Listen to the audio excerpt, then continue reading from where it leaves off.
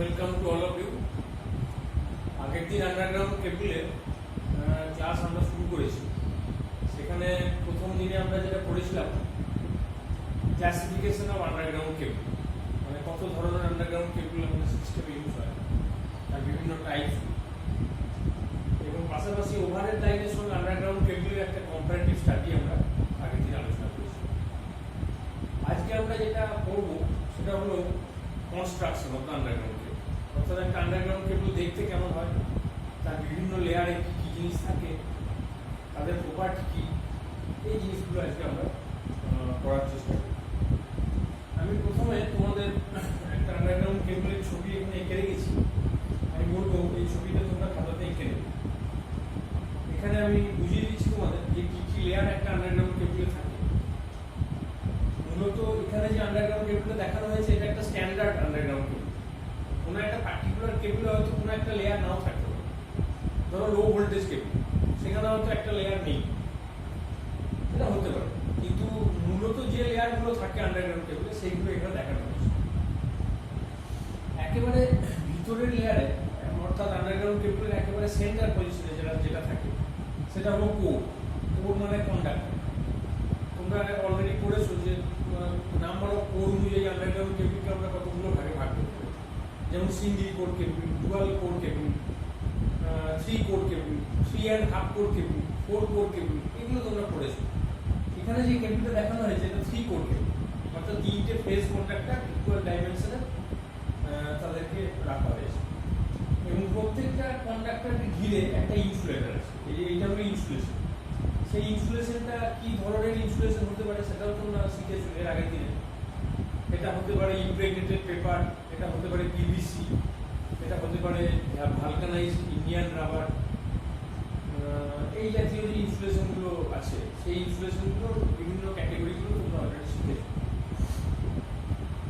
তো ইনসুলেশনের পরের যে লেয়ারটা আছে এখানে, এই লেয়ারটাকে বলা হয় শীথ, অর্থাৎ প্রত্যেকটা কোরকে আলাদা আলাদাভাবে ইনসুলেট করা হলো, দিয়ে টোটাল যে লেয়ারটা হলো সেই লেয়ারটাকে ঘিরে একটা শীত বলে একটা মেটালিক লেয়ার। জেনারেলি এই লেয়ারটা মেটালিক হয়, এটা আইদার লেড বা অ্যালুমিনিয়াম দিয়ে তৈরি হয়, তবে কোনো কোনো কেবলে এটা পিভিসি দিয়েও তৈরি হতে দেখা যায়। তার মানে এই লেয়ারটাকে বলা হয় শীত, SHATH। এই শীতের উপরে আবার একটা লেয়ার থাকে যেটাকে বলা হয় বেডিং। বেডিং এর উপরে, বেডিংটা কি দিয়ে তৈরি হয় বা এর কাজ কি সেগুলো আমি পরে আসছি। আচ্ছা, বেডিং এর উপরে যে লেয়ারটা থাকে এটা জেনারেলি স্টিল ওয়্যার দিয়ে তৈরি হয়, মানে ধাতব লেয়ার। এই লেয়ারটাকে বলা হয় আর্মারিং। এই আর্মারিং অনুযায়ী কেবলকে তোমরা আবার ভাগ করেছো, যে সিঙ্গেল লেয়ার আর্মারিং, ডাবল লেয়ার আর্মারিং, এরকম তোমরা ডিভিশনগুলোকে শিখেছো।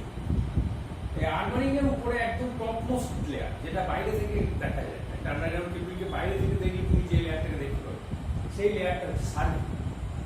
তাহলে কতগুলো লেয়ার আছে তুমি চিন্তা করো। প্রথমে কোর, তারপর ইনসুলেশন, তারপর শীট, তারপর বেডিং, তারপর আর্মারিং, তারপর সার্কিট, এতগুলো লেয়ার। এদের মধ্যে ইনসুলেশনটা ছাড়া বাকি সব লেয়ারগুলোই হচ্ছে প্রোটেকশন লেয়ার, অর্থাৎ ভেতরের ইনসুলেশন এবং কন্ডাক্টর, এটাই হচ্ছে আসল জায়গা। এই জিনিসটাকে প্রোটেকশন দেওয়া, এই পারপাসেই কিন্তু বাকি লেয়ারগুলোকে ইউজ করা হয়। এবার কোনো একটা পার্টিকুলার আন্ডারগ্রাউন্ড কেবলের ক্ষেত্রে হয়তো দেখা গেল যে আর্মারিংটা নেই বা শীটটা নেই, বেড, কিন্তু সেটা দিয়ে আমাদের বিচার করলে চলবে না, আমাদের সব লেয়ারগুলোই জানতে হবে। এখন এই প্রত্যেকটা লেয়ারের ফাংশন কি বা কি দিয়ে এগুলো তৈরি হয় সেই জিনিসগুলো আমরা এবারে আসবো। যেমন প্রথমেই বলি কোর। কোরটা তো কন্ডাক্টিং, মানে কোরের মধ্যে দিয়ে অ্যাকচুয়াল লোড কারেন্টটা ফ্লো করে, সেই জন্য কোরটা আইদার কপার তার বা অ্যালুমিনিয়াম তার দিয়ে তৈরি হয়। ওভারহেড লাইন যেরকম হয়, এখন তো ওভারহেড লাইন সবই অ্যালুমিনিয়াম তার, তবে আন্ডারগ্রাউন্ড কেবলে এখনো কোথাও কোথাও কপার কন্ডাক্টর দেখতে পাওয়া যায়, যদিও এখন প্রেফারেন্সে চলে গেছে অ্যালুমিনিয়ামের দিকে, যেহেতু তার খরচটা কম। এবং স্ট্র্যান্ডেড করা হয় এই তারগুলোকে, যাতে এটা ফ্লেক্সিবিলিটি পায়। কারণ আন্ডারগ্রাউন্ড কেবল ধরো মাটিতে যখন বসাবে, কোনো একটা জায়গায় হয়তো রাস্তা বেন্ড করে গেছে, সেই জায়গাতে তো ওটাকে কেটে জয়েন্ট করে বসানো অনেক সময় ডিফিকাল্ট হয়। সেক্ষেত্রে যাতে আন্ডারগ্রাউন্ড কেবলটাকে বেন্ড করা যায়, সেই বেন্ডের সুবিধার কারণে আমাদের যদি নরম মেটাল আমরা ইউজ করি, যেটাতে বেন্ডিংটা অপেক্ষা খুব ইজি হয়, সেই সেই জাতীয় ব্যাপারটা ভাবনা চিন্তা আমাদের রাখতে হবে ফ্লেক্সিবিলিটি পাওয়ার জন্য। সেক্ষেত্রে অ্যালুমিনিয়াম কন্ডাক্টর হচ্ছে বেটার, এবং সেটা যদি আবার স্ট্যান্ডেড হয়, সলিড না হয়ে স্ট্যান্ডেড কন্ডাক্টর হয়, তাহলে কিন্তু সেটাতে তুমি ফ্লেক্সিবিলিটি পাবে। এবং এখানেও এটা মনে করার কোনো কারণ নেই যে এটা আন্ডারগ্রাউন্ড বলে এখানে স্কিন ইফেক্ট হবে না, প্রক্সিমিটি ইফেক্ট হবে না, এগুলো কিন্তু না হওয়ার কোনো কারণ নেই। মানে যা যা ওভারহেড লাইনে হয় সবই হবে, এবং যেহেতু কন্ডাক্টরগুলো খুব কাছাকাছি আছে সুতরাং আরো বেশি করে হবে।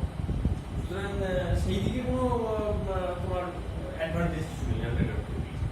সেই জন্য এটাকে স্ট্যান্ডার্ড করতে হবে, স্কিন ইফেক্টকে রিডিউস করতে গেলে স্ট্যান্ডার্ড করতে হবে।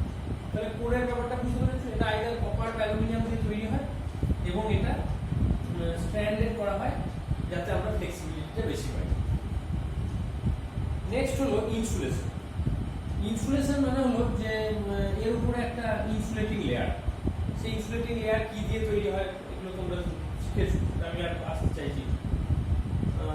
এখানে তোমরা তো অলরেডি আমি একটু আগেই বললাম যে এখানে পেপার, ইমপ্রেগনেটেড পেপার ইউজ করা যেতে পারে, বা তোমার ভার্নিশ টেমব্রিক ইউজ করা যেতে পারে, ডিআইআর বা vulcanised Indian rubber, vulcanised bitumen, এই জাতীয় ইনসুলেটরগুলো ইউজ করা যেতে পারে, পিভিসি।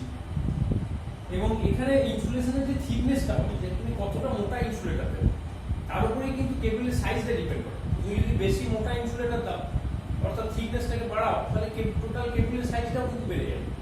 সেই জায়গাটাও মাথায় রাখতে হবে, মানে কেবলের ওয়েট অনেক বেড়ে যাবে। সেদিক থেকে বিচার করলে আমাদের এখানে ইনসুলেশন যেটা দেবো আমরা, তার থিকনেসটা কিন্তু ডিপেন্ড করবে ভোল্টেজ লেভেল, অর্থাৎ ওই আন্ডারগ্রাউন্ড কেবলটাকে আমরা কোন ভোল্টেজ লেভেলে ইউজ করছি তার উপর বেস করেই কিন্তু এই ইনসুলেশনের থিকনেসটা নির্ধারিত হবে। নেক্সট ওয়ান হলো শীত। আমি তো আগেই বললাম যে শীতটা হচ্ছে মেটালিক লেয়ার, এবং এর মূল কাজ হচ্ছে প্রোটেকশন ফ্রম ময়েশ্চার, গ্যাসেস আর আদার লিকুইডস। কারণ এটা তো মাটির মধ্যে থাকে, মাটির ভেতরে যে জল থাকে, সেই জল অনেক সময় আন্ডারগ্রাউন্ড কেবলের ভেতরে যদি ঢুকে পড়ে তাহলে কিন্তু এই ইনসুলেশনগুলো নষ্ট করে। ইনসুলেশনের যে লাইফ সেটা কিন্তু জলের দ্বারা দারুণভাবে ক্ষতিগ্রস্ত হয়। সেই জন্য জলের হাত থেকে ইনসুলেটরকে রক্ষা করতে হবে। জল শুধু নয়, তার সঙ্গে সঙ্গে মাটির মধ্যে অনেক অ্যাসিডস থাকে, অনেক খনিজ লবণের লবণ থাকে, পাশাপাশি তোমার অনেক বেস থাকতে পারে, কাঠ, আবার কিছু গ্যাসিয়াস মেটেরিয়ালও মাটির মধ্যে থাকে, যেগুলো সবসময় এই ইনসুলেটরগুলোকে নষ্ট করার দিকে তাদের একটা প্রভাব। সেই জায়গায় সেই মাটির ওই জিনিসগুলো থেকে যদি রুখতে হয়, ইনসুলেটরটাকে যদি বাঁচাতে হয়, তাহলে আমাকে উপরে একটা মেটালিক কভার দিতে হবে। এই মেটালিক কভারগুলোকে আমরা প্রেফার করি এই কারণে, এটা কিন্তু ভালো রকম খরচ, তোমার ওই ময়েশ্চার রেজিস্ট্যান্স, মেটালটা চট করে কিন্তু ময়েশ্চার দিতে দেয় না। আর তুমি যে কোনো অর্গানিক মেটেরিয়াল রাখবে সেটা কিন্তু ময়েশ্চার অ্যাবজর্ব করবে, এই জায়গাটা কিন্তু বোঝা যাচ্ছে। এই জন্য আমরা এই শীত মেটেরিয়াল হিসেবে জেনারেলি লেড বা অ্যালুমিনিয়ামকে প্রেফার করি। তুমি বলবে যে কেন ইয়ে নয়, কেন লোহা নয়, কেন লোহাতে মরচে ধরে যাবে, ওই জলের সংস্পর্শে এলে লোহা মরচে ধরে যাবে। বা অন্য কোনো মেটেরিয়াল যদি রাখো তারা হাইলি রিয়াক্টিভ, যার ফলে তারা কেমিক্যালি রিয়াক্ট করবে। সেদিক থেকে বিচার করলে লেড অনেক কম রিয়াক্টিভ, মানে অ্যাক্টিভিটিটা, মানে কেমিক্যাল অ্যাক্টিভিটিটা অনেক কম। যদিও অ্যালুমিনিয়ামের অ্যাক্টিভিটি আছে, কিন্তু অ্যালুমিনিয়ামটা অনেক হালকা থাকে, যার ফলে আন্ডারগ্রাউন্ড কেবলটা অনেক হালকা হয়। আর যদি অন্য কোনো মেটেরিয়াল, ভারী মেটেরিয়াল তুমি মেটাল দাও এখানে, তাহলে টোটাল কেবলটা খুব ভারী হয়ে যাবে, যার ফলে তাকে বসানো, তাকে তোলা, তাকে হ্যান্ডেল করা, সব জিনিসটাই খুব জটিল হয়ে যাবে। সেই জন্য আমরা শীত মেটেরিয়াল হিসেবে খুব ভারী মেটালকে প্রেফার করি, হালকা মেটালকে। সেদিক থেকে লেড এবং অ্যালুমিনিয়াম ওয়েল পারফেক্ট। কোনো ক্ষেত্রে, কোনো আন্ডারগ্রাউন্ড কেবলের ক্ষেত্রে এখানে পিভিসি শীট ইউজ করা হয়। পিভিসিটা কিন্তু মেটাল, পিভিসি শীট ইউজ করা হয় মেইনলি যেগুলো পিভিসি কেবল, সেইগুলো মানে যেখানে ইনসুলেটর হিসেবে পিভিসি ইউজ করা হয়, সেখানে কেবল মানে তোমার শীট হিসেবেও কিন্তু পিভিসি কি প্রেফার করা হয়। আমি পরে আসবো সেগুলো। তাহলে মেটালসটাকে কেন শীট মেটেরিয়াল হিসেবে প্রেফার করা হচ্ছে, বেশিরভাগ জায়গাতেই কিন্তু শীট মেটেরিয়ালকে মেটাল হিসেবে আমরা দেখে থাকি। এখন এখানে লেড ইউজ করবে না অ্যালুমিনিয়াম ইউজ করবে সেটা তোমাকে নির্ধারণ করতে হবে। লেডের কিছু অ্যাডভান্টেজ আছে, অ্যালুমিনিয়ামের কিছু অ্যাডভান্টেজ আছে।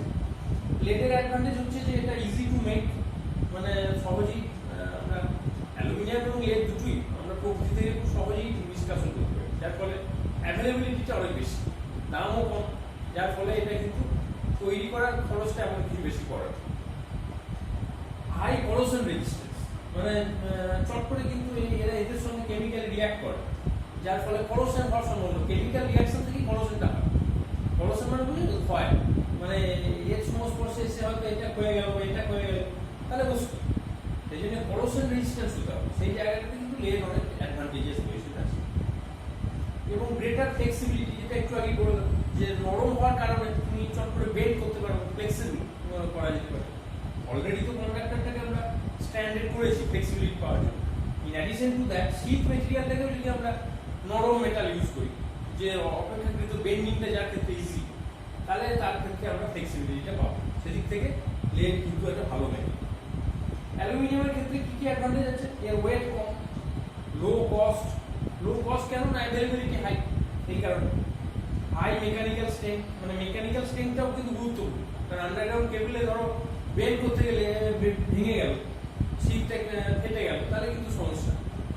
সেদিক থেকে কিন্তু মেকানিক্যাল স্ট্রেংথটা অ্যালুমিনিয়াম দিতে পারে, কারণ মাটির ভেতরে যখন তুমি বসাচ্ছ তখন তার উপরে কিন্তু অনেক চাপ পড়বে, মাটির উপরে গাড়ি যায়, মানুষ যায়, অনেক কিছুই অ্যাক্টিভিটিস চলে।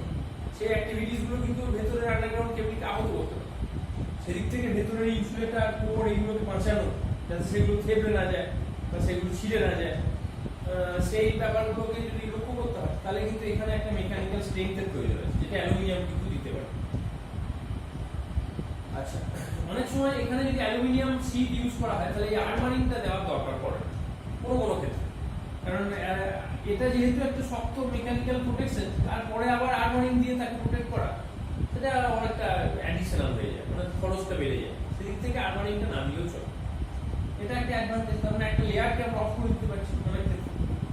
এবং সব থেকে গুরুত্বপূর্ণ যেটা, যেহেতু অ্যালুমিনিয়াম খুব ভালো কন্ডাক্টর, সেই জন্য কোনো কোনো কেবিলের ক্ষেত্রে এই শীটটাকে আমরা নিউট্রাল কন্ডাক্টর হিসেবে ইউজ করি।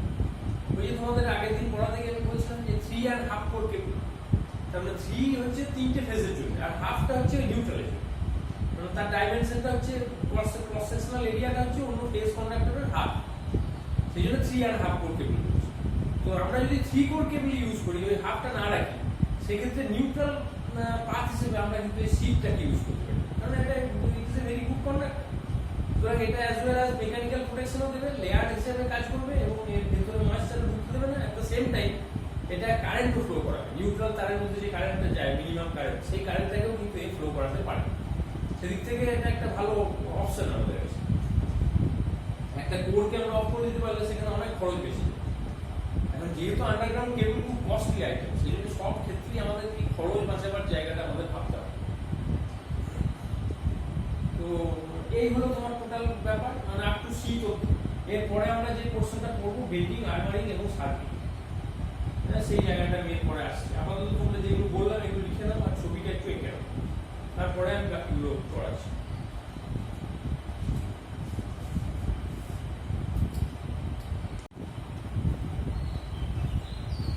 এরপরে দেখো, এরপরে যে লেয়ারটা রয়েছে বেডিং, এই বেডিং লেয়ারটা আবার শীত লেয়ারটার প্রোটেকশনের জন্য দেওয়া হয়। এই বেডিংটা মূলত তৈরি হয় তোমার পেপার দিয়ে, এবং পেপার টেপ, মানে পেপারের ফিতে এবং তার সঙ্গে compounded with fibrous material like jute আর হেসিয়ান টেপ। মানে পেপার তো থাকে, তার সঙ্গে পাট জাতীয় জিনিস, যেটা তন্তু জাতীয় জিনিস, ফাইব্রাস মেটেরিয়াল, পাট জাতীয় বা তন্তু জাতীয় জিনিস। অনেক সময় হেসিয়ান টেপ ইউজ করা হয়। হেসিয়ান বানানটা দেখে নাও, HESSIAN, হেসিয়ান। তাহলে মেটেরিয়ালটা কি বুঝতে পারবে? মেটেরিয়ালটা হচ্ছে যে মানে এর পারপাসটা কি জানলেই তুমি মেটেরিয়ালটা বুঝতে পারবে। মানে শীতটা যাতে আহত না হয়, শীতটাকে মেকানিক্যাল প্রোটেকশন দেওয়া, মানে যখন তুমি ধরো মাটিতে বসাবে বা যখন হ্যান্ডেল করবে, হ্যান্ডেল করার সময় সবসময় তো আমরা স্মুথ হ্যান্ডেল করতে পারি না, অনেক সময় রাফ হ্যান্ডেলিং হয়ে যায়। তো একটা ট্রাক থেকে নামাচ্ছি আন্ডারগ্রাউন্ড কেবল, একটু জোরে নামালে সেটা কি হতে পারে, এই লেড শীতটা আহত হতে পারে। সেই আহত যাতে না হয়, ওটাকে বাঁচানো, যারা তার ফলে ওর উপরে একটা স্পঞ্জি লেয়ার যেটা দেওয়া যায়, সেইটার কারণে কিন্তু এই বেডিংটা দেওয়া হচ্ছে। তো বেডিং এর মেন পারপাসই হচ্ছে এই শীতটাকে বাঁচানো। তার জন্য এখানে যেটা দেওয়া হচ্ছে না, নরম লেয়ার পেপার দেওয়া হচ্ছে, পেপারের সঙ্গে ফাইব্রাস মেটেরিয়াল লাইক জুট আর হেসিয়ান টেপ ইউজ করা হচ্ছে। এবং এর দুটো উদ্দেশ্য, একটা হচ্ছে শীতের করোশনটা কাটানো, মানে বাইরে থেকে যাতে অ্যাসিড, অ্যালকালি বা যাতে শীতটাকে নষ্ট করতে না পারে, পাশাপাশি এর মেকানিক্যাল ইনজুরিটাকে আটকানো, মানে যাতে মেকানিক্যাল কোনোভাবে আহত হয়ে না পড়ে সেই জিনিসটাকে আটকানো। তার মানে মূলত শীতের প্রোটেকশনের জন্যই কিন্তু বেডিংটাকে দেওয়া হচ্ছে। এবং কোনোভাবেই এখানে যে মেটেরিয়ালটা দেওয়া হয় কোনোভাবেই সেটা এই শীত অথবা আর্মার এই দুজনের সঙ্গেই বিক্রিয়া করে না, রাসায়নিক বিক্রিয়াতে অংশগ্রহণ করে না। পাট জেনারেলি কি হয়, পাট পেপার এগুলো জেনারেলি কেমিক্যালি নন রিয়াক্টিভ, যার ফলে এখানে যে লেড থাকে বা এখানে যে স্টিলের আর্মার থাকে তার কারোর সঙ্গেই কিন্তু এর কোনো বিক্রিয়া হয় না, যার ফলে এটা কিন্তু দুটো লেয়ারটি সুরক্ষিত। এবং এই ধরনের বেডিং তোমরা মূলত দেখতে পাবে পেপার ইনসুলেটেড লেড কভার, মানে পেপার ইনসুলেশনটাকে যদি পেপার দাও তুমি আর এখানে যদি শীটটাকে লেডের দাও তাহলে সেই সব আন্ডারগ্রাউন্ড কেবলের ক্ষেত্রে বেডিং লেয়ারটা দেখতে পাবে। কারণ লেডটাকে বাঁচানোটা খুব গুরুত্বপূর্ণ, লেড যেহেতু খুব নরম থাকে সেই জন্য লেডটা খুব চট করে আহত হয় এবং লেডের মেকানিক্যাল ইঞ্জুরিটা বেশি হয়। সেই মেকানিক্যাল ইঞ্জুরিটা আটকানোর জন্য জেনারেলি আমরা পিআইএলসি কেবল, পিআইএলসি পুরো কথাটা বলে দিলাম মনে রাখবেন নিশ্চয়ই, পেপার ইনসুলেটেড লেড শীট কেবল বা লেড কভার্ড কেবল, ঠিক আছে? এটা আমরা পড়বো, এটা আমাদের সিলেবাসেও আছে, এগুলিকে আমাদের পড়তে হবে। তাহলে বেডিং সম্বন্ধে জানতে পারবে, বেডিং কি দিয়ে তৈরি হয়, বেডিং এর পারপাস কি, কোন কেবলের ক্ষেত্রে বেডিং ইউজ হয় ইত্যাদি। এই বেডিংটাকে বাঁচানোর জন্য এর উপরে আবার একটা লেয়ার থাকে যেটাকে বলা আর্মার। আর্মার মানে আমি তোমাদের বলেছিলাম বর্ম, যোদ্ধারা যে আগেকার থেকে বর্ম করতো, বর্মটা করা হতো কিসের জন্য, একটা ধাতব মানে আচ্ছাদন যেটা বাইরের তীর ধনুক মানে যেসব জিনিসগুলো দিয়ে লোকে যুদ্ধ করতো সেই সব অস্ত্র থেকে নিজের শরীরকে রক্ষা করা, সেইটা হচ্ছে মূল লক্ষ্য। সেই জন্য আগে লোকে বর্ম করতো। এর আন্ডারগ্রাউন্ড কেবলও যেন এরকম একটা বর্ম করে আছে, ধাতব বর্ম। এটা মূলত তৈরি হচ্ছে কি স্টিলের টেপ অথবা স্টিলের ওয়্যার, এই দিয়ে তৈরি হচ্ছে। তুমি যদি আন্ডারগ্রাউন্ড কেবল খুলে দেখো তাহলে প্রথম লেয়ারেই সার্ভিং থাকে, তারপরে লেয়ারেই তুমি এটা পেয়ে যাবে ধাতব লেয়ার, যার ফলে উপর থেকে আন্ডারগ্রাউন্ড কেবলই কিন্তু বেশ শক্ত বলে মনে হয়। শক্ত হওয়ার কারণ হচ্ছে মেটালিক লেয়ার। তাহলে এর মূল কাজ কিন্তু কোনো ইলেকট্রিক্যাল ফাংশন নয়, মানে এই লেয়ারগুলো কারোরই কোনো ইলেকট্রিক্যাল ফাংশন নেই। এই শীতের কিছু ইলেকট্রিক্যাল ফাংশন আছে, এগুলো হায়ার স্টাডিতে তোমরা পড়বে যে শীত ইউজ করার ফলে ক্যাপাসিট্যান্সের কিছু পরিবর্তন হয়। তো আপ টু দিস শীত অব্দি কিছু ইলেকট্রিক্যাল ফাংশন রয়েছে। এরপর থেকে যে লেয়ারগুলো আছে এদের কোনো ইলেকট্রিক্যাল ফাংশন, কোনো কারেন্ট ফ্লো করাটা এদের উদ্দেশ্য। এদের কাজ হচ্ছে mainly mechanical protection of the inner layers, ঠিক আছে? আর্মারিংটা কেন দেওয়া হচ্ছে, আর্মারিংটা দেওয়া হচ্ছে মূলত বেডিং এর প্রোটেকশনের জন্য। কারণ দুটো ধাতব লেয়ার যদি তুমি পরপর দিয়ে দাও তাহলে একটা ধাতু আর একটা ধাতুকে কেটে দিতে পারে, মানে আঘাত করতে পারে। সেই জন্য মাঝে একটা এরকম নরম লেয়ার দেওয়া থাকে যাতে দুটো ধাতু পরপর আসতে না পারে।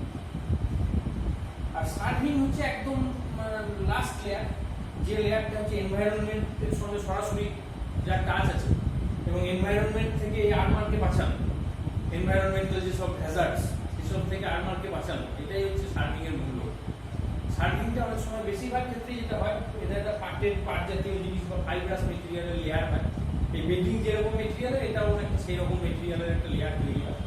আবার কোনো কোনো ক্ষেত্রে একটা প্লাস্টিক জাতীয় জিনিসও কোনো আন্ডারগ্রাউন্ড কেবল দেওয়া হয়, মানে যেগুলো লো ভোল্টেজ কেবল বা কম লো কস্ট কেবল, সেখানে তুমি আর প্লাস্টিক জাতীয় জিনিসও এখানে কোথাও কোথাও দেখতে পাবে। তবে দামি কেবলগুলোতে এখানে একটা ফাইব্রাস মেটেরিয়াল দেওয়া হয়, যার ফলে আর্মারিংটা কিন্তু সরাসরি এনভায়রনমেন্টের কাছে আসতে পারে, যার ফলে আর্মারিংয়ের কোনো ক্ষতি হওয়ার সম্ভাবনা থাকে না। তাহলে এই হচ্ছে তোমার যাবতীয় লেয়ার। ডিটেলস এগুলো পড়লে এই জিনিসগুলোকে মনে রাখতে হবে, মনে রেখে ধরো কনস্ট্রাকশন লিখতে দিলে পরীক্ষা তখন লিখতে পারতাম। আমি তোমাদের একটা চেষ্টা করবো একটা আন্ডারগ্রাউন্ড কেবলের ছবি দেখিয়ে ভেতরে লেয়ারগুলোকে কেমন থাকে একটা প্র্যাকটিক্যাল আন্ডারগ্রাউন্ড কেবলের যদি পাই সেরকম আমি একটা চেষ্টা করছি দেখানোর জন্য, তাহলে আইডিয়াটা আরেকটু পরিষ্কার হবে। এটা তো ছবি আঁকলাম, যদি সত্যিকারে দেখতে পারি তাহলে আরো ভালো লাগবে, সেই জিনিসটা আমি দেখানোর চেষ্টা করবো। তাহলে আপাতত এই যা বললাম এগুলো একটু লিখে নেওয়ার পর আমি আরো দুটো টেবিল তোমাদের একটু পড়াবো।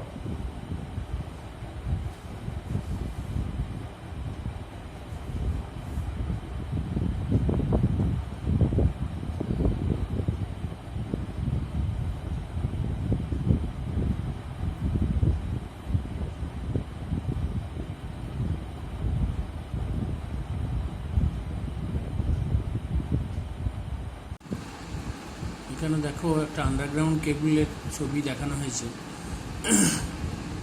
এর বিভিন্ন লেয়ারগুলো খেয়াল করে দেখো। আমরা যে থিওরিটিক্যাল পড়লাম কিছুক্ষণ আগে, তার সঙ্গে মিলিয়ে দেখার চেষ্টা করব যে লেয়ারগুলোর কথা আমরা পড়েছি সেই লেয়ারগুলো এখানে আছে কি।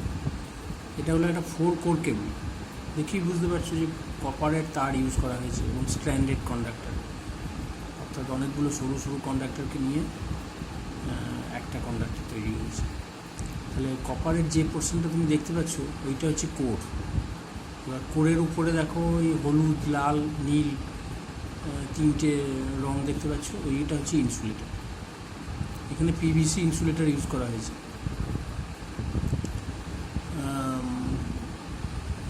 এবং 4টে কোর আছে, মানে আর একটা নিউট্রাল বা অন্য কোনো ফেজ। তাহলে এই রঙগুলো দিয়ে ফেজগুলোকে চিহ্নিত করা হয়েছে ইনসুলেটরের রঙগুলো দিয়ে। এবং যখন কেবল জয়েন্ট করা হয় তখন কিন্তু ওই পার্টিকুলার ফেজের সঙ্গে পার্টিকুলার ফেজকেই তোমাকে জয়েন করতে হবে, অর্থাৎ ইয়েলো ফেজকে তুমি ইয়েলো ফেজের সঙ্গে জয়েন করবে, এইভাবেই তোমাকে জয়েনিংটা করতে হবে। সেই জন্য ফেজ আইডেন্টিফিকেশনটা খুব জরুরি। এবার ইনসুলেটরগুলোর উপরে একটা সাদা মতো অংশ দেখতে পাচ্ছ, ওইটা হলো লেড সিথ। লেড সিথের উপরে যে কালো মতো অংশটা সেটা হলো তোমার বেডিং। বেডিংয়ের পরে আবার একটা সাদা মতো স্টিলের পাইপ টাইপের বা স্টিলের ওয়্যার টাইপের দেখতে পাচ্ছ, বা স্টিলের স্ট্রিপও হতে পারে এগুলো। এইটা হচ্ছে আর্মার। আর একদম সব থেকে কালো, মানে সব থেকে বাইরে যে কালো মতো অংশটা রয়েছে সেটা হচ্ছে তোমার সার্ভিং যেটাকে বলে। তাহলে এই সমস্ত লেয়ারগুলো তুমি এখানে দেখতে পেলে। এবার এর পরের ছবিটাতে দেখো,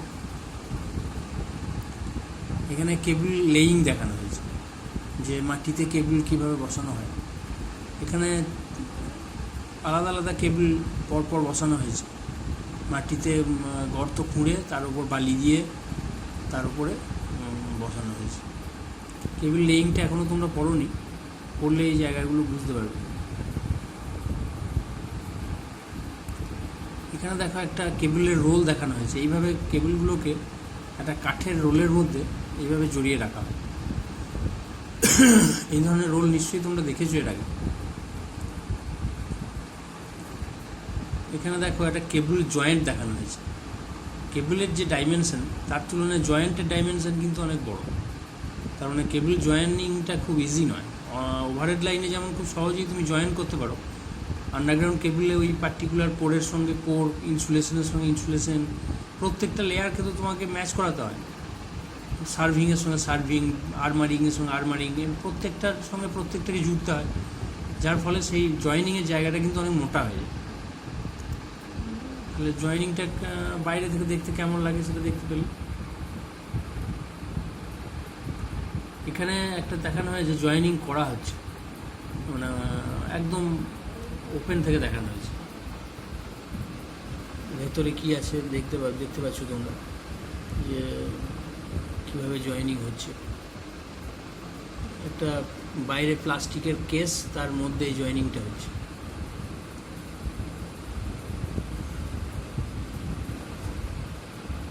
এখানে একটা পিভিসি কেবল দেখানো হয়েছে। পিভিসি কেবল মানে ইনসুলেশনটা পিভিসি ইনসুলেশনের কারণে দেখো এখানে কোনো লেড সিট নেই।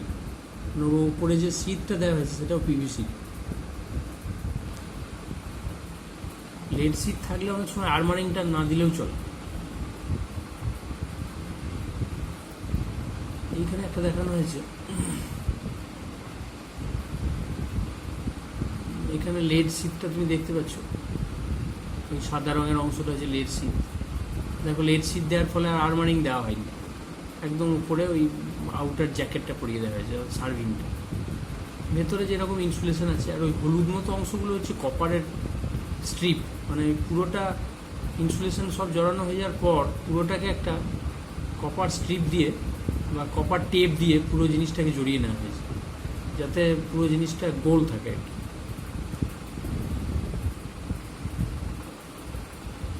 এখানে একটা XLPE কেবল দেওয়া হয়েছে। XLPEটা তোমরা এখনো পড়োনি, পড়লে জানতে পারবে। XLPE one kind of insulation. দেখে রাখো ছবিটা, এই সাদা মতো যে অংশটা দেখো, XLPEটা চিহ্নিত করা আছে। এখানে অ্যালুমিনিয়াম শীট ইউজ করা হয়েছে, ভালো করে খেয়াল করে দেখো। আর লাস্টলি একটা দেখানো হয়েছে FRLS কেবল। FRLS এর পুরো কথাটা হচ্ছে ফায়ার রেজিস্ট্যান্ট বা ফায়ার রিটার্ডেন্ট লো স্মোক কেবল। এটা স্পেশাল টাইপ অফ কেবল। এগুলো আমি পড়াবো, এখনও পড়াইনি এই জায়গাগুলো, জাস্ট ছবিটা তোমরা দেখে রাখো।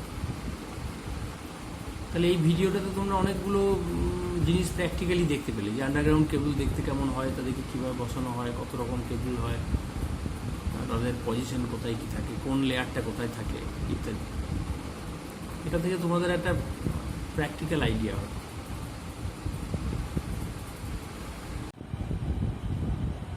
এখন তোমাদের যেটা পড়াবো সেটা হলো পিভিসি কেবল। পিভিসি পুরো কথাটা তোমরা জানো, পলিভিনাইল ক্লোরাইড। না জানলে লিখে হবে পলিভিনাইল ক্লোরাইড। এই পলি কথাটা যেখানেই থাকে দেখবে এটা জেনারেলি পলিমার কম্পাউন্ড, মানে জৈব কোনো পদার্থের পলিমার। তো এটা কিসের পলিমার? এটা হলো অ্যাসিটিলিনের পলিমার। অ্যাসিটিলিনের শর্টকাট হচ্ছে C2H2। অ্যাসিটিলিন বলে একটা জৈব যৌগ আছে জানো, তার পলিমার থেকে পিভিসি তৈরি করা হয়। আর এর সঙ্গে আরো কিছু জিনিস মেশানো হয়, তারপরে এটা পিভিসি তৈরি হয়। এবং পিভিসি বেসিক্যালি এটা রাসায়নিকভাবে তৈরি একটা পদার্থ। এটা কিন্তু কোনো প্রাকৃতিকভাবে তৈরি কোনো পদার্থ নয়। জৈব পদার্থ বলে তুমি হয়তো ভাবলে যে জীবদেহ থেকে পাওয়া যায়, তা কিন্তু নয়। এটা রাসায়নিকভাবে তৈরি, এটা সিনথেটিক কম্পাউন্ড। সিনথেটিক মানে হচ্ছে যে বিভিন্ন রাসায়নিক অজৈব পদার্থ মিশিয়ে একটা পদার্থ তৈরি করাকে সিনথেটিক কম্পাউন্ড। সেইভাবে কিন্তু পিভিসি ফ্যাক্টরিতে তৈরি হয়। এবং পিভিসির যে প্রপার্টিগুলো দেখতে পাওয়া যায় সেটা হলো যে এটা হলো হোয়াইট একটা পাউডার। হোয়াইট, সাদা রঙের দেখতে, হোয়াইট, অর্ডারলেস, মানে কোনো গন্ধ নেই, অর্ডারলেস, টেস্টলেস, স্বাদহীন, টেস্টলেস, নন ইনফ্লেমেবল মানে অগ্রাহ্য, নন ইনফ্লেমেবল এবং ইনসলিউবল মানে জলে বা কোনো জৈব দ্রাবকে জেনারেলি দ্রবীভূত হয়। তো এই প্রপার্টিগুলো দেখতে পাই। এবং এটা কিন্তু এক ধরনের পাউডার, হোয়াইট পাউডার। তাহলে এই যে পিভিসি, এই পিভিসিটাকে জেনারেলি একটা প্লাস্টিসাইজারের সঙ্গে মেশানো হয়, মানে প্লাস্টিক জাতীয় জিনিসের সঙ্গে একে মিক্স করা হয়। মিক্স করে এটাকে লিকুইড ফর্মে নিয়ে আসা হয়, তারপর সেটাকে ঢালাই করা হয়। তাহলে পাউডার দিয়ে তো আর ইনসুলেশন বানানো যাবে না। পাউডারটাকে প্রথমে একটা প্লাস্টিসাইজার, প্লাস্টিক জাতীয় জিনিসের সঙ্গে এটাকে মিক্স করা হয়। পিভিসি তুমি দেখেছো, আন্ডারগ্রাউন্ড কেবল দেখবার দরকার নেই। তুমি এমনি বাড়িতে যে জলের পাইপ এখন ইউজ করা হচ্ছে পিভিসি দিয়ে তৈরি। পিভিসি দিয়ে প্রচুর মেটেরিয়াল তৈরি, এটা ধরো রেন ওয়াটার পাইপ বা ড্রেনের যেসব পাইপ আমরা ইউজ করি সেইগুলো সব পিভিসি দিয়ে তৈরি। তো পিভিসি যেটা তোমরা দেখো সেটা কিন্তু কোনো পাউডার না, এটা একটা সলিড, একটা কঠিন পদার্থ। তার মানে ওর সঙ্গে প্লাস্টিসাইজার মেশানো আছে, প্লাস্টিসাইজার মিশিয়ে ওটাকে ঢালাই করা হয়েছে বিভিন্ন সাইজে। তো এখানেও তাই, এখানেও সেইভাবে ঢালাই করা হয়েছে সিনথেটিক কম্পাউন্ড। এবং এর বয়েলিং পয়েন্ট কিন্তু খুব হাই, যার ফলে চট করে এটা মানে গলে যায়। এবং এর যে প্রপার্টিগুলো দেখতে পাওয়া যায়, প্রথমত ইনসুলেটিং, একটা ভালো ইনসুলেটর হতে গেলে তার যে প্রপার্টি সেটা তো আছেই, যে হাই ইনসুলেশন রেজিস্ট্যান্স। মানে প্রপার্টিগুলো যদি লেখো তাহলে লিখতে পারো কি হাই ইনসুলেশন রেজিস্ট্যান্স। তার মানে চট করে কিন্তু এর মধ্যে দিয়ে লিকেজ কারেন্ট ফ্লো করে। হাই ইনসুলেশন রেজিস্ট্যান্সের এক নম্বর প্রপার্টি। দু নম্বর প্রপার্টি হলো হাই ডাইইলেকট্রিক স্টেট। তার মানে এই ভোল্টেজ একটুখানি বেড়ে গেলেই, রেটেড ভোল্টেজ যদি একটুখানি বেড়ে যায় তাতেই যে একবারে ব্রেকডাউন হয়ে যাবে, এটা ভাবার কোনো কারণ। ডাইইলেকট্রিক স্টেট খুব বেশি, হাই ডাইইলেকট্রিক স্টেট,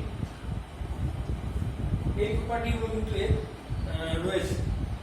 পাশাপাশি এর আরেকটা প্রপার্টি রয়েছে যেটা maximum continuous temperature 75 degree centigrade. তার মানে তুমি যেখানে ইউজ করবে, ধরো যে আন্ডারগ্রাউন্ড কেবল ইউজ করবে, তার টেম্পারেচার যদি মানে continuously 75 degree centigrade, 75 degree centigrade কিন্তু যথেষ্ট হাই টেম্পারেচার। এই টেম্পারেচারটা বিয়ার করার ক্ষমতা কিন্তু পিভিসি আছে। মানে কন্টিনিউয়াস, মানে ঘন্টার পর ঘন্টা যদি এই টেম্পারেচার থেকেও যায় তাতেও পিভিসি নষ্ট হবে। এই জন্য পিভিসি হাই টেম্পারেচার ক্যাপাসিটি আছে। এবং পাশাপাশি এর আরও কিছু প্রপার্টি আছে, কেমিক্যাল প্রপার্টি, সেগুলো হচ্ছে যে এটা ইনার্ট টু অক্সিজেন। অক্সিজেন শুধু নয়, অ্যাসিডস, অ্যালকালিজ, এদের সঙ্গে কোনো রাসায়নিক বিক্রিয়া হয় না। অক্সিজেনের সঙ্গে বিক্রিয়া হলে কি হয়? অক্সাইড তৈরি করে। তোমরা কি দেখেছো যে তোমাদের বাড়িতে যে রেইন ওয়াটার পাইপগুলো রয়েছে তারা প্রায় বাতাসের অক্সিজেনের সঙ্গে বিক্রিয়া করে ভঙ্গুর হয়ে পড়ছে, এরকম তো দেখো। তারপরে বুঝতেই পারছো যে ওটা দীর্ঘস্থায়ী একটা পাইপ, তার মানে চট করে কিন্তু বাতাসের অক্সিজেনের সঙ্গে বিক্রিয়া করে না। অ্যাসিড, অ্যালকালি মাটিতে যেগুলো থাকে তাদের সঙ্গে বিক্রিয়া করে না, যার ফলে এটা কিন্তু ভালো একটা ইনসুলেটিং ম্যাটেরিয়াল হিসেবে ইউজ করে।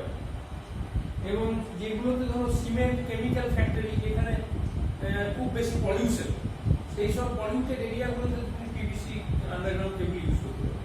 কারণ সিমেন্ট ফ্যাক্টরি বা কেমিক্যাল ফ্যাক্টরিতে মাটিতে অনেক সময় অ্যাসিডস, অ্যালকালিজ এগুলো চলে আসে, যার ফলে আন্ডারগ্রাউন্ড কেবল ক্ষতিগ্রস্ত হয়। কিন্তু সেখানে যদি আমরা পিভিসি ইনসুলেটেড কেবল ইউজ করি তাহলে কিন্তু সেটা চট করে নষ্ট হয়। এই জায়গাটা কিন্তু একটা বুঝবার আছে। আর একটা হলো যে পিভিসি কেবলে ইনসুলেটর হিসেবে তোমরা পিভিসি ইউজ করছো, তো অ্যাট দ্য সেম টাইম সেখানে শীট মেটেরিয়াল হিসেবে তুমি পিভিসি ইউজ করতে পারো। এটা করা হয় জেনারেলি, যে পিভিসির উপরে আমরা পিভিসি দিয়েই শীট অ্যাপ্লাই করি, যেটা কিন্তু ভেতরের ময়েশ্চার, ইনভেশন বা তোমার অ্যাসিড, অ্যালকালি যাতে ঢুকতে না পারে, এই জন্য পিভিসি শীট ইউজ করা। তাহলে এই হলো তোমার পিভিসি কেবল। পিভিসি কেবল সম্বন্ধে যদি শর্ট নোট আসে তাহলে এরকম পয়েন্ট ওয়াইজ লিখ, তাহলে নম্বরটা পেতেও সুবিধা হবে।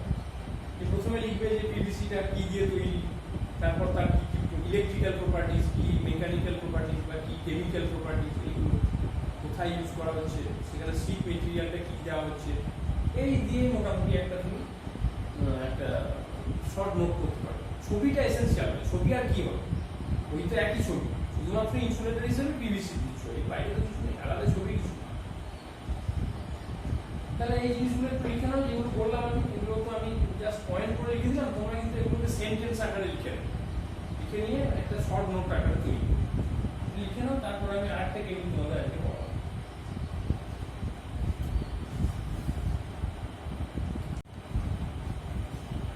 এবার আমরা যেটা করবো সেটা হলো পিআইএলসি কেবল। পিআইএলসি পুরো কথাটা আমি আগেই বলেছি তোমাদের, paper insulated lead cover. Lead cover মানে এখানে শীট মেটেরিয়ালটা হচ্ছে লেড, মানে ইনসুলেশনটা পেপারের আর লেডের শীট ইউজ করা হচ্ছে, সেই জন্য এটার নাম হচ্ছে পেপার ইনসুলেটেড লেড কভার কেবল। এটা খুব একটা পপুলার কেবল, মানে খুবই ব্যবহৃত হয়। এবং এখানে কি করা হচ্ছে, কোরের ওপরে প্রথমে একটা পেপার জড়ানো হচ্ছে একটা রিকোয়ার্ড থিকনেস। ধরো থিকনেসটা তুমি কতটা করবে সেটা তোমার ভোল্টেজ লেভেলের উপর ডিপেন্ড করে।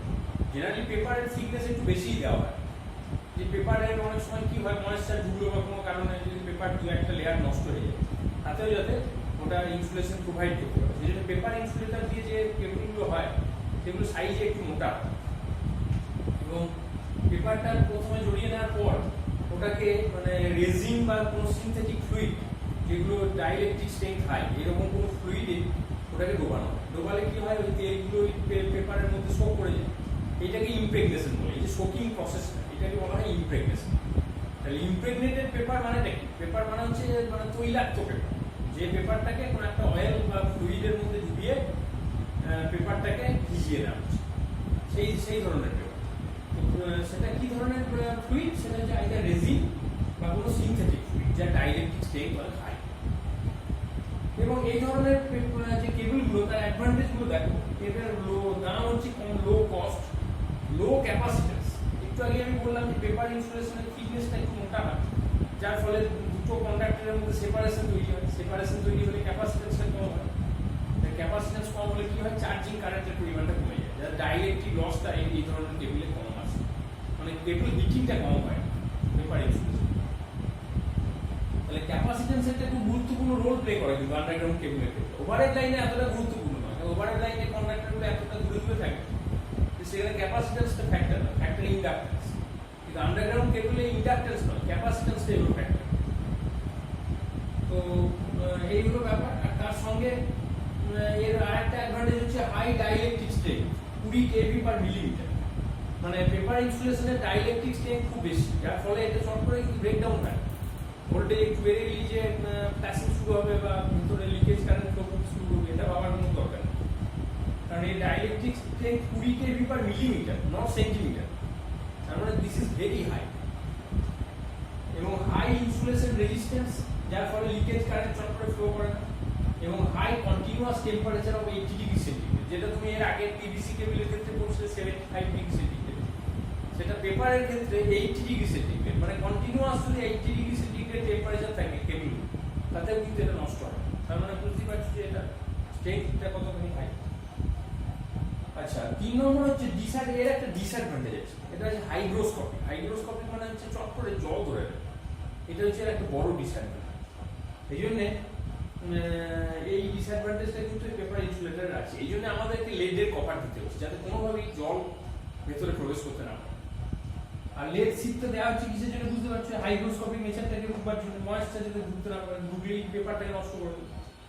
আর এটা জেনারেলি সেই সব লাইনের ক্ষেত্রে, ডিস্ট্রিবিউশন লাইনে মেইনলি এই কেবল ইউজ করা হয় যেখানে জয়েন্ট কম আছে। ধরো তুমি এখান থেকে 5 কিলোমিটার দূরে নিয়ে যাবে, কিন্তু বারবার যদি তোমাকে জয়েন্ট করতে হয়, ওই পেপার কেটে কেটে জয়েন্ট করা, দিস ইজ ভেরি ডিফিকাল্ট।